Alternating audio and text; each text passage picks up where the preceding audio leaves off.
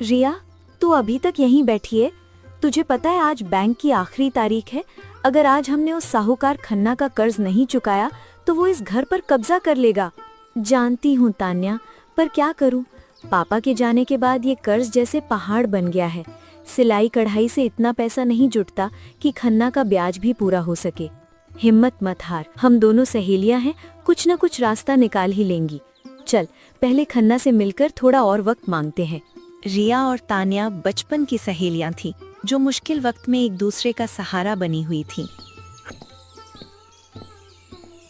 अरे वाह, आज तो दोनों सहेलियां एक साथ आई हैं। क्यों रिया, ले आई पैसा या फिर इस बार भी सिर्फ सूरत दिखाने आई हो? खन्ना जी, हमारे पास अभी सिर्फ इतना ही पैसा है कि या तो हम राशन खरीदें या आपको ब्याज दें। हमें थोड़ा और समय चाहिए। समय समय तो रेत की तरह फिसल रहा है छोरी। याद रख, जिस दिन समय खत्म हुआ ये घर मेरा होगा। सुना है शहर के पास वाले काले जंगल में बड़े कीमती पत्थर मिलते हैं। जाके ढूंढ ले, शायद तेरी किस्मत चमक जाए। इतना कहकर दोनों सहेलियां जंगल में लकड़ियां लेने चली जाती हैं ताकि उन्हें बेचकर कुछ पैसे कमा सकें। रिया देख, ये सूखी लकड़ियां तो कौड़ियों के भाव बिकेंगी। हमें कुछ कीमती ढूंढना होगा। तान्या देख, उधर जंगल के उस गहरे हिस्से में कितनी घनी और अच्छी लकड़ियां हैं। लोग कहते हैं वहां जाना खतरे से खाली नहीं, पर हमें रिस्क लेना होगा। पर रिया, सब कहते हैं वहां से कोई वापस नहीं आता। डर कर जिएंगे तो खन्ना हमारा घर छीन लेगा। तू मेरे साथ है ना? बस फिर मुझे किसी का डर नहीं। तान्या देख, वहाँ वो क्या चमक रहा है? रुक रिया, ये कोई जाल भी हो सकता है। रिया आगे बढ़ती है और मिट्टी से एक पुराना, मिट्टी से सना हुआ तांबे का कंगन निकालती है। जैसे ही वो उसे हाथ लगाती है, उसे एक अजीब सी झुनझुनी महसूस होती है। ये तो कोई पुराना कंगन लग रहा है, शायद इसे बेचकर हमारा काम बन जाए। नहीं तान्या, इसे देखकर ऐसा लग रहा है जैसे ये मुझे बुला रहा है। अचानक पीछे से एक बूढ़ी औरत की आवाज आती है। दोनों लड़कियां चौंक जाती हैं। इसे संभाल कर रखना बेटी, ये सिर्फ एक कंगन नहीं, एक चाबी है। चाबी? कैसी चाबी माँ जी? और आप कौन है? मैं इस जंगल की रखवाली करती हूँ। ये कंगन सालों से अपनी मालकिन का इंतजार कर रहा था। आज इसने तुम्हें चुन लिया है, पर याद रखना, जिस रास्ते पर तुम चलोगी वहाँ डर के लिए कोई जगह नहीं है। बूढ़ी औरत की बातें सुनकर रिया के मन में एक अनजाना डर और रोमांच दोनों जाग उठे। रात में रिया ने वो कंगन अपनी कलाई में पहन लिया और फिर अचानक कमरे की रोशनी नीली होने लगती है। रिया, तेरी कलाई देख, कंगन नीली रोशनी छोड़ रहा है। तान्या, मुझे कुछ धुंधला दिखाई दे रहा है, जैसे कोई महल, कोई पुकार रहा है मुझे। रिया की आंखें बंद हो जाती हैं और वो गहरी नींद में चली जाती है। सपने में वो खुद को एक ऐसे शहर में पाती है जहाँ सब कुछ नीला है। लोग, पेड़ और यहाँ तक कि हवा भी नीली है, पर सब पत्थर के बने हुए हैं। कोई है? ये कौन सी जगह है? तान्या, तुम कहाँ हो? तभी उसे महल के झरोखे से एक रोने की आवाज सुनाई देती है। वो जैसे ही आगे बढ़ती है, सपना टूट जाता है।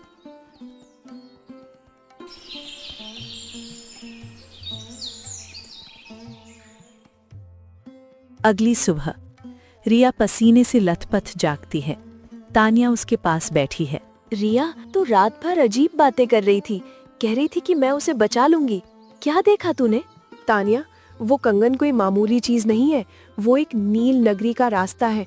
वहाँ सब पत्थर बन चुके हैं, मुझे वहाँ जाना होगा। तू पागल हो गई है? वो सिर्फ एक सपना था। नहीं तान्या, मेरा दिल कह रहा है कि वही हमारी किस्मत बदलने का रास्ता है। और जो लड़की मैंने वहाँ देखी, उसकी आंखों में बहुत दर्द था। मुझे उसकी मदद करनी होगी। अगर तू जाएगी तो मैं भी साथ चलूंगी। सहेलियां साथ मरती हैं और साथ जीती हैं। रिया और तान्या ने तय कर लिया था कि वे उस रहस्यमय नगरी की खोज करेंगी, चाहे अंजाम जो भी हो। रिया और तान्या जंगल जाने की तैयारी करने लगती हैं। रिया ने वो कंगन अपनी कलाई से उतारने की कोशिश की, पर वो टस से मस नहीं हुआ। ये क्या रिया, कंगन हाथ से निकल क्यों नहीं रहा? तूने तो इसे कल ढीला पहना था। पता नहीं तान्या, ऐसा लग रहा है जैसे ये मेरी खाल का हिस्सा बन गया है। जितना इसे खींच रही हूँ, ये उतना ही ठंडा होता जा रहा है। ये सब बहुत अजीब है, पर अब पीछे हटने का रास्ता नहीं है। तूने उस बूढ़ी औरत की बात सुनी थी ना, ये कंगन रास्ता दिखाएगा। रिया और तान्या ने अपने झोले में थोड़ा पानी और सूखी रोटियां बांधी और एक अनजानी मंजिल की ओर निकल पड़ी। चारों ओर घनी झाड़ियां हैं और परिंदों की आवाजें भी अब डरावनी लगने लगी हैं। अचानक कंगन से एक हल्की नीली लकीर रोशनी बनकर निकलने लगती है। देख तान्या, ये रोशनी ये हमें किसी तरफ ले जा रही है। रिया, यहाँ की हवा में कुछ अलग है। देख, यहाँ के फूलों का रंग भी नीला होता जा रहा है। तभी उनके सामने एक विशाल पुरानी गुफा आती है, जिसके द्वार पर 2 पत्थर की औरतें द्वारपाल की तरह खड़ी हैं। उनके चेहरे पर खौफ साफ दिख रहा है। ये पत्थर की मूर्तियाँ, ये तो बिल्कुल वैसी ही है जैसी मैंने सपने में देखी थी। ये मूर्तियाँ नहीं है तान्या, ये इंसान थे जो पत्थर बन गए। रिया, मुझे डर लग रहा है। अगर हम भी ऐसे ही बन गए तो हमारे पीछे तो कोई रोने वाला भी नहीं है। काहे डरती है बावली? जब साथ चलने की कसम खाई है तो ये पत्थर क्या हमारा रास्ता रोकेंगे? बस अपनी हिम्मत मत डगमगाने देना। जैसे ही रिया गुफा के द्वार के पास पहुंचती है, कंगन की रोशनी तेज हो जाती है और पत्थर का दरवाजा अपने आप घरघराहट के साथ खुलने लगता है। गुफा के अंदर एक विशाल झील है, जिसका पानी चांदी की तरह चमक रहा है। झील के बीचों बीच एक छोटा सा टापू है, जहाँ एक प्राचीन मंदिर बना है। बाप रे, इतना बड़ा शहर इस गुफा के नीचे, पर यहाँ तो कोई हलचल नहीं है। देख तान्या, उस मंदिर की सीढ़ियों पर वहाँ एक सुंदर लड़की पत्थर की अवस्था में बैठी है। उसके हाथ में एक छोटा सा पक्षी है, जो वो भी पत्थर का हो चुका है। ये तो राजकुमारी लग रही है। कितनी सुंदर है, पर कितनी बेबस। जैसे ही रिया उस राजकुमारी की प्रतिमा को छूने के लिए हाथ आगे बढ़ाती है, पूरी गुफा में एक भारी गूंजने वाली आवाज सुनाई देती है। अचानक झील का पानी उबलने लगता है और एक साया धुएं के रूप में प्रकट होता है। वो एक औरत का साया है, जिसकी आंखें दहकते अंगारे जैसी हैं। कौन है जो मेरी नींद में खलल डालने आया है?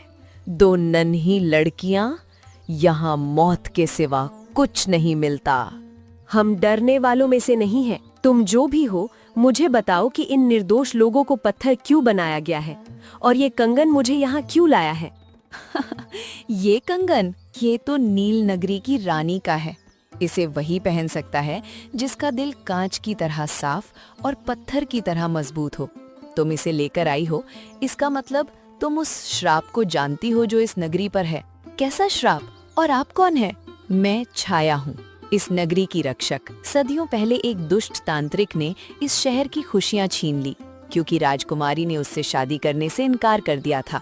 उसने पूरे शहर को पत्थर बना दिया। सिर्फ एक निडर लड़की ही इस शहर को बचा सकती है, जिसे ये कंगन खुद चुनेगा। छाया रिया की ओर बढ़ती है। तान्या डरकर पीछे हटती है, पर रिया अपनी जगह पर डटी रहती है। अगर तुम सच में निडर हो रिया, तो तुम्हें इस झील के सबसे गहरे तल में जाना होगा। वहाँ एक मायावी मोती है। उस मोती को लाकर इस राजकुमारी के माथे पर रखना होगा, तभी ये पत्थर का शहर फिर से सांस ले पाएगा। पर रिया को तो तैरना आता ही नहीं, और इतनी गहरी झील, ये तो खुदकुशी है। देख रिया, अगर आज पीछे हट गई ना, तो ताउम्र खुद को माफ नहीं कर पाऊंगी। इन पत्थर की आंखों में जो उम्मीद दिख रही है, वो मुझे बुला रही है। तू बस यहीं लुक और दुआ कर। देख रिया, अगर तुझे कुछ हुआ ना, तो मैं भी इसी झील में कूद जाऊंगी। हमारी दोस्ती ही हमारी सबसे बड़ी ताकत है। रिया झील के किनारे खड़ी होती है। कंगन की नीली रोशनी अब उसके पूरे शरीर को ढक लेती है। रिया, देख, पानी तुझे छू भी नहीं रहा। तू तो जैसे हवा में चल रही है। ये कंगन मेरी ढाल है तान्या, तू फिक्र मत कर, मैं मोती लेकर ही आऊंगी। रिया पानी की गहराइयों में उतरने लगी। जैसे जैसे वो नीचे जा रही थी, उसे पुराने बीते हुए कल की आवाजें सुनाई देने लगीं। खुशियाँ, संगीत और फिर अचानक चीखें। झील के अंदर एक विशाल सांप उस मोती की रखवाली कर रहा है। उसकी फुफकार से पानी में लहरें उठ रही हैं। एक और बलि? क्या तुझे अपनी जान प्यारी नहीं है लड़की? जान तो सबकी प्यारी होती है, पर किसी की गुलामी की जंजीरें तोड़ने के लिए जान की बाजी लगानी पड़े तो मैं तैयार हूँ। हटाओ अपना रास्ता, मुझे वो मोती चाहिए। आज तक कोई मुझसे ऐसे बात नहीं कर पाया। तेरी निडरता ही तेरी जीत है। ले जा इसे, पर याद रखना, तांत्रिक को पता चल चुका है कि उसकी कैद से कोई भागने की कोशिश कर रहा है। रिया मोती उठा लेती है और जैसे ही वो ऊपर आने लगती है, पूरी गुफा कांपने लगती है। ऊपर तान्या के सामने एक भयानक आकृति उभरती है।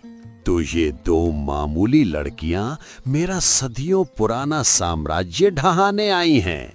कहाँ है वह दूसरी लड़की? कहाँ है मेरा मायावी मोती? मैं तुम्हें कुछ नहीं बताऊंगी। तुम जो भी हो यहाँ से चले जाओ। रिया तुम्हें छोड़ेगी नहीं। रिया, वो मामूली लड़की, वो अब तक झील के राक्षसों का निवाला बन चुकी होगी और अब तेरी बारी है। काल भैरव अपना हाथ हवा में लहराता है और तान्या के पैर पत्थर में बदलने शुरू हो जाते हैं। रिया, बचाओ मुझे, रिया। तान्या की चीख झील की गहराइयों तक गूंज गई, जहां रिया मोती लेकर ऊपर आ रही थी। अचानक पानी भटता है और रिया नीली रोशनी के घेरे में बाहर निकलती है। उसके हाथ में चमकता हुआ मोती है। वो देखती है कि तान्या आधी पत्थर की हो चुकी है। तान्या, ओए तांत्रिक, अपनी एक गंदी जादुई ताकत मेरी सहेली से हटा, वरना तेरा वो हश्र करूंगी जो तूने सपने में भी नहीं सोचा होगा। तू बचकर आ गई और तेरे हाथ में वो कंगन, ये तो रानी सुलक्षणा का है। ला, वो मोती मुझे दे दे, वरना तेरी सहेली हमेशा के लिए एक बुत बनकर रह जाएगी। हिम्मत मत हार तान्या, देख तेरी सहेली आ गई है। ये काला जादू हमारा कुछ नहीं बिगाड़ पाएगा। रिया दौड़कर राजकुमारी की पत्थर की प्रतिमा की ओर बढ़ती है। काल भैरव उसे रोकने के लिए आग के गोले फेंकता है, पर रिया की कलाई का कंगन एक ढाल बनकर उन गोलों को हवा में ही खत्म कर देता है। ये नहीं हो सकता। एक मामूली लड़की इस कंगन की शक्ति को कैसे नियंत्रित कर सकती है? क्योंकि इस कंगन को चलाने के लिए नफरत नहीं, बल्कि किसी को बचाने की सच्ची तड़प चाहिए। रिया राजकुमारी के पास पहुंचती है और चमकता हुआ मोती उसके माथे के बीचों बीच रख देती है। एक जोरदार धमाका होता है और पूरी गुफा सफेद रोशनी से भर जाती है। पत्थर की राजकुमारी अपनी पलकें झपकाती है। उसकी त्वचा पत्थर से फिर से कोमल मांस में बदलने लगती है। राजकुमारी एक गहरी सांस लेती है। मैं फिर से जीवित हूँ? क्या वो काली रात खत्म हो गई? हाँ राजकुमारी, पर अभी काम अधूरा है। उस तांत्रिक ने मेरी सहेली को पत्थर बना दिया है। रिया, उस कंगन की ताकत का इस्तेमाल करो। अपनी आंखें बंद करो और तान्या के बारे में सोचो। तुम्हारी दोस्ती ही इस कंगन का सबसे बड़ा मंत्र है। रिया अपनी आंखें बंद करती है। उसे तान्या के साथ बिताया हर पल याद आता है। कैसे तान्या ने उसके आंसू पोंछे थे, कैसे उसने भूखे रहकर अपनी रोटी रिया को दी थी। रिया के कंगन से एक सुनहरी किरण निकलती है और सीधे तान्या से जा टकराती है। रिया, मैं हिल पा रही हूँ, मेरा पत्थर हट गया। जैसे ही तान्या आजाद हुई, काल भैरव की शक्तियाँ बिखरने लगी। वो धीरे धीरे धुएं में बदलने लगा।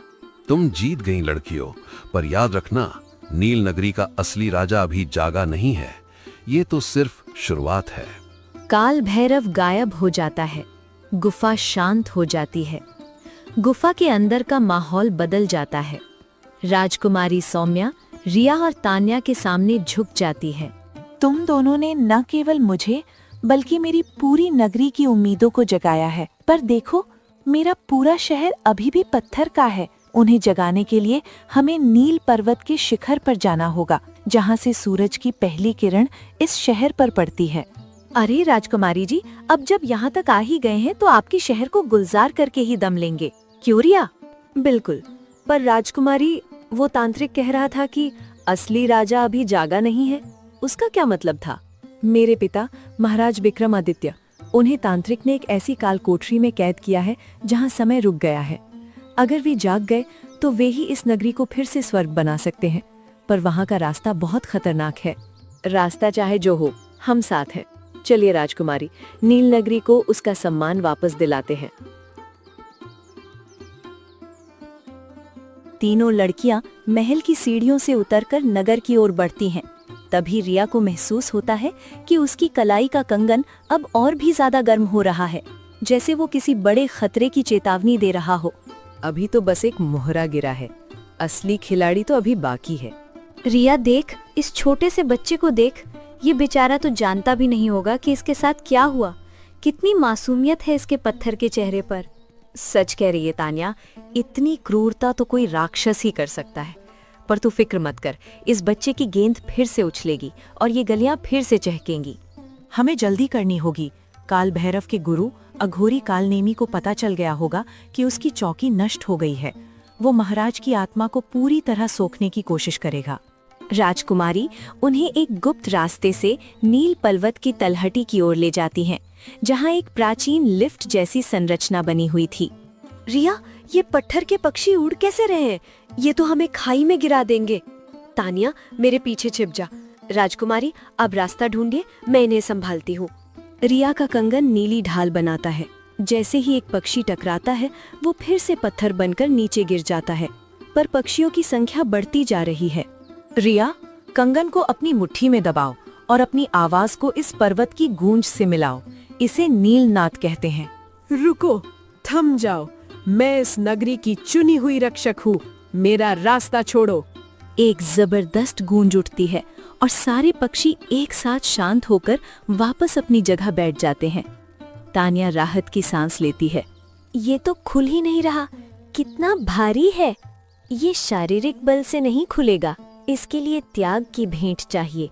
इस द्वार का नियम है कि यहाँ वही प्रवेश कर सकता है जो अपनी सबसे प्रिय चीज यहाँ छोड़ दे।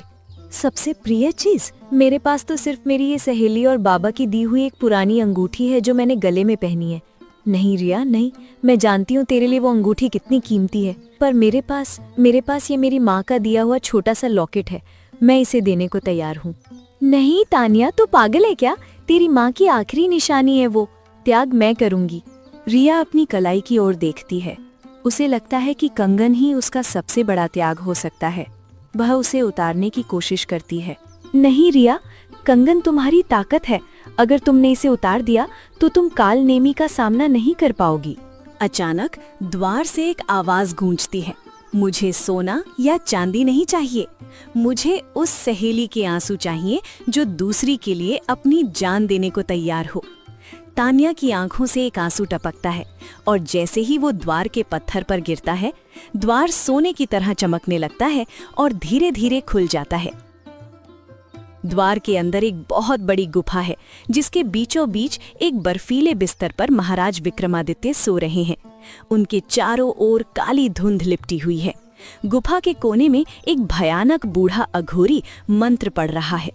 आ गई तुम, मौत के मुंह में खुद चलकर आना इसे ही कहते हैं। राजकुमारी, तुम्हें लगा कि तुम इन दो लड़कियों के सहारे मुझे हरा दोगी? कालनेमी, अब तुम्हारा अंत निकट है। नील नगरी जागने वाली है। अभी नहीं, महाराज के सीने में जो आखिरी धड़कन बची है वो भी मेरे पास आने वाली है, और जैसे ही वो आएगी मैं अमर हो जाऊंगा। कालनेमी एक काली बिजली रिया की ओर छोड़ता है। रिया कंगन से उसे रोकती है, पर वो घुटनों के बल गिर जाती है। रिया उठ, तू हार नहीं सकती। देख, वो महाराज की धड़कन चुरा रहा है। रिया की आंखों के सामने अंधेरा छाने लगा, पर तभी उसे अपने बचपन की याद आई, जब वो और तानिया एक छोटी सी चोट पर भी एक दूसरे का दर्द महसूस करती थीं। रिया को एक नई शक्ति महसूस होती है। वो खड़ी होती है और कंगन को अपनी हथेली के बीच रगड़ती है। कंगन से नीली नहीं बल्कि सफेद और सुनहरी रोशनी निकलने लगती है। कालनेमी, तेरी नफरत से बड़ी मेरी और तानिया की ये अटूट डोर है। ले, झेल इस रोशनी को। रिया रोशनी का एक विशाल पुंज कालनेमी की ओर छोड़ती है। कालनेमी चिल्लाता हुआ पीछे हटता है और महाराज के चारों ओर की काली धुंध फटने लगती है। महाराज विक्रमादित्य अपनी आंखें खोलते हैं। जैसे ही वे जागते हैं, पूरे पर्वत पर एक कंपन होता है। कालनेमी धुएं में बदलकर गायब होने लगता है। मेरी बेटी सौम्या और ये वीर कन्याएं कौन है? हम बस सहेलियां हैं महाराज। आपकी प्रजा आपका इंतजार कर रही है। देख रिया, महाराज जाग गए, अब सब ठीक हो जाएगा। महाराज खड़े होते हैं और अपना राजदंड हवा में उठाते हैं। शिखर से एक बहुत बड़ी रोशनी नील नगरी की ओर निकलती है, पर तभी रिया देखती है कि तानिया के हाथ पर एक काला निशान उभर आया है। तानिया, ये तेरे हाथ को क्या हुआ? कुछ नहीं रिया, शायद कहीं चोट लग गई होगी। रिया को नहीं पता था कि कालनेमी ने जाते जाते अपना आखिरी श्राप तानिया पर छोड़ दिया है। अब बहुत हुआ तान्या, हाथ दिखा मुझे। तू कब से इसे छुपा रही है? सहेली से पर्दा करने लगी अब। कुछ नहीं है रिया, बस थोड़ा सा दर्द है। आज तो खुशी का दिन है, तू क्यों परेशान होती है? रिया जबरदस्ती तान्या की आस्तीन ऊपर करती है। तान्या की पूरी बाजू काली पड़ चुकी है और उस पर नसों की जगह काले सांप जैसी लकीरें उभर रही हैं। ये क्या है? महाराज, राजकुमारी, देखिए तान्या को क्या हुआ है? खुशियों का माहौल एक पल में सन्नाटे में बदल गया। महाराज विक्रमादित्य और राजकुमारी सौम्या दौड़कर वहां पहुंचे। महाराज विक्रमादित्य तान्या का हाथ देखते ही गंभीर हो जाते हैं। उनकी आंखों में चिंता की लकीरें उभर आती हैं। ये काल विष है। काल नेमी ने जाते जाते अपनी हार का बदला इस मासूम बच्ची से लिया है। उसने अपनी पूरी नफरत तान्या के शरीर में डाल दी है। पिताजी, क्या इसका कोई इलाज नहीं है? इन्होंने ही तो हमें बचाया है। इसका इलाज बहुत कठिन है। ये विष तान्या के दिल तक पहुंचने वाला है। अगर ये दिल तक पहुंच गया तो तान्या हमेशा के लिए काली छाया बन जाएगी, एक ऐसी रूह जिसे न मौत मिलेगी न जीवन। नहीं महाराज, ऐसा मत कहिए। मेरी तान्या ने मेरे लिए अपनी जान जोखिम में डाली, मैं उसे ऐसे नहीं खो सकती। आप बताइए मैं क्या करूं? मैं अपनी जान दे दूंगी पर उसे कुछ नहीं होने दूंगी। तभी राजगुरु एक दिव्य ज्योति के रूप में प्रकट होते हैं। जान देने से काम नहीं चलेगा बेटी। काल विष को सिर्फ अमृत झरने का पानी ही काट सकता है, पर वो झरना मायावी गुफा के उस पार है जहां समय का पहिया उल्टा घूमता है। रिया, तू मत जा, वहाँ से कोई वापस नहीं आता। मुझे छोड़ दे। तू तो राजकुमारी बन सकती है यहाँ, तू क्यों अपनी जान दांव पर लगा रही है? चुप कर पगली, अगर तू नहीं तो ये रिया भी नहीं। महल और राजपाट लेकर क्या करूंगी जब मेरी सहेली ही साथ न होगी? तू बस मेरा इंतजार करना, मैं यमराज के मुंह से भी तुझे खींच लाऊंगी। जैसे ही रिया गुफा में कदम रखती है, उसे अपनी परछाई ही अपना रास्ता रोकती हुई दिखाई देती है। कहाँ जा रही हो रिया? तान्या तो मर ही जाएगी। तुम यहाँ रुक जाओ, राजकुमारी बनो, ऐश करो। क्यों एक मामूली लड़की के लिए अपनी जिंदगी बर्बाद कर रही हो? तू मेरी परछाई तो हो सकती है पर मेरी रूह नहीं।